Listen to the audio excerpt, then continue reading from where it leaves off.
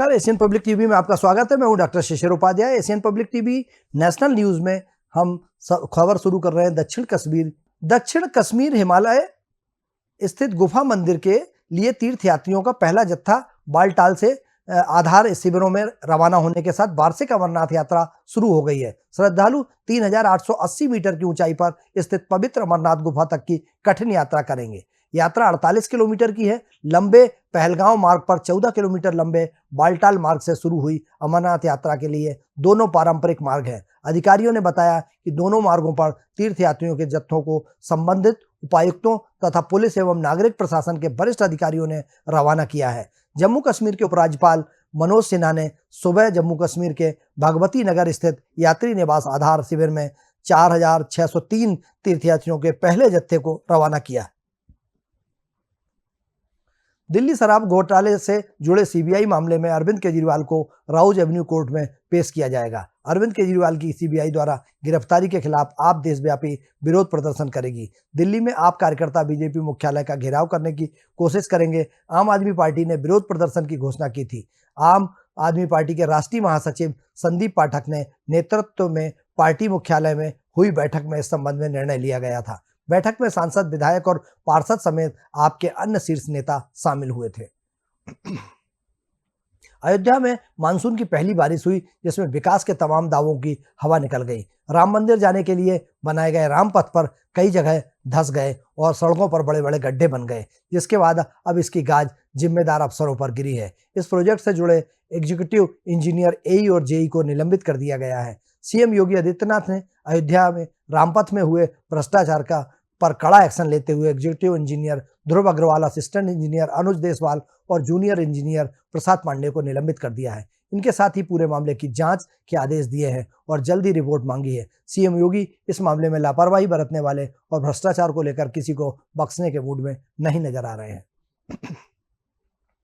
पश्चिम बंगाल के राज्यपाल सीवी आनंद बोस ने कलकत्ता उच्च न्यायालय में मुख्यमंत्री ममता बनर्जी के खिलाफ मानहानि का मुकदमा दायर किया है। ममता बनर्जी ने सीवी आनंद बोस को लेकर टिप्पणी की थी। ममता ने कहा था कि महिलाओं ने उनसे शिकायत की है कि वे राजभवन में हालिया घटनाओं के कारण वहां जाने से डरती हैं। इस बयान को लेकर आनंद बोस ने ममता पर मानहानि का मुकदमा दायर किया है। लद्दाख के न्योमा चुनुसू इलाके में लाइन ऑफ एक्चुअल कंट्रोल के पास श्योक नदी की जलस्तर बढ़ने से सेना के 5 जवान बह गए। सभी की मौत हो गई। इसमें एक जूनियर कमीशन ऑफिसर भी थे। घटना रात करीब 1 बजे की है। सेना के जवान मिलिट्री एक्सरसाइज के बाद देर रात T-72 टैंक से लौट रहे थे। मिलिट्री टैंक ईस्टर्न लद्दाख के सासेर बांगा के श्योक नदी पार कर रहा था, तभी पानी का लेवल अचानक बढ़ गया। लेह की फायर एंड क्यूरी 14 कॉर्प्स के मुताबिक हादसा LAC के चुसूल से 148 किलोमीटर दूर मंदिर मोड़ के पास हुआ। रेस्क्यू टीमें मौके पर पहुंची, लेकिन नदी में तेज बहाव और जलस्तर के कारण जवानों को बचाया नहीं जा सका। 5 जवानों के शव बरामद कर लिए गए हैं। जवानों की पहचान रिसालदार MRK रेड्डी, दफादार भूपेंद्र नेगी, लांस दफादार दुख तैयकबक, हवलदार A खान और नागराज P के रूप में हुई है। राष्ट्रीय परीक्षा एजेंसी नीट ने यूजीसी नेट समेत रद्द और स्थगित की गई परीक्षाओं की नई तारीख की घोषणा कर दी है। परीक्षा की नई तारीखों की घोषणा इनके आयोजन में कथित अनियमितताओं को लेकर उठे विवाद के बीच की गई है। यूजीसी नेट परीक्षा 18 जून को आयोजित की गई थी, लेकिन एक दिन बाद ही इसे रद्द कर दिया गया था। यह परीक्षा अब नए सिरे से 21 अगस्त से 4 सितंबर तक आयोजित की जाएगी। सतपुड़ा की खूबसूरत जगह पचमढ़ी में टूरिस्टों का आए दिन बंदरों के अटैक का मामले सामने आते रहे हैं। 1 महीने में लगभग 60 से ज्यादा पर्यटकों को बंदरों ने काटा है। ताजा मामला जबलपुर का है, जिसमें हाथ में बंदरों ने इतना घेरा ज्यादा काटा कि डॉक्टर को उसका ऑपरेशन करना पड़ा। पैर की चमड़ी काटकर हाथ पर लगानी पड़ी। पचमढ़ी के बाजार में टूरिस्ट अपनी गाड़ी से 1 लाख रुपए से भरा बैग लेकर जा रहे थे, तभी बंदरों ने उस पर अटैक कर दिया। इसके बाद बंदर पैसों से भरा बैग लेकर मकान की छत पर पहुंच गए, जहां 500 के नोट बिखेर दिए। बाद में लोगों ने नोट और बैग उठाकर टूरिस्ट को लौटाए। मध्य प्रदेश के भाजपा के पूर्व अध्यक्ष और वरिष्ठ नेता प्रभात झा की तबीयत अचानक बिगड़ गई है, जिसे बाद में उनको दिल्ली एयरलिफ्ट किया गया। इससे पहले तबीयत बिगड़ने की जानकारी मिलते ही मुख्यमंत्री डॉक्टर मोहन यादव, संगठन महामंत्री हितानंद शर्मा और पूर्व मुख्यमंत्री और केंद्रीय मंत्री शिवराज सिंह चौहान प्रभात झा को बंसल अस्पताल में देखने पहुंचे। अस्पताल में इलाज चल रहा था, अचानक उनकी तबीयत बिगड़ गई, जिसके बाद उनको दिल्ली एयरलिफ्ट किया गया है। भाजपा नेता अध्यक्ष BD शर्मा ने झा की तबीयत की जानकारी ली और दिल्ली के मेदांता अस्पताल में इलाज की समुचित व्यवस्था को लेकर बातचीत की है।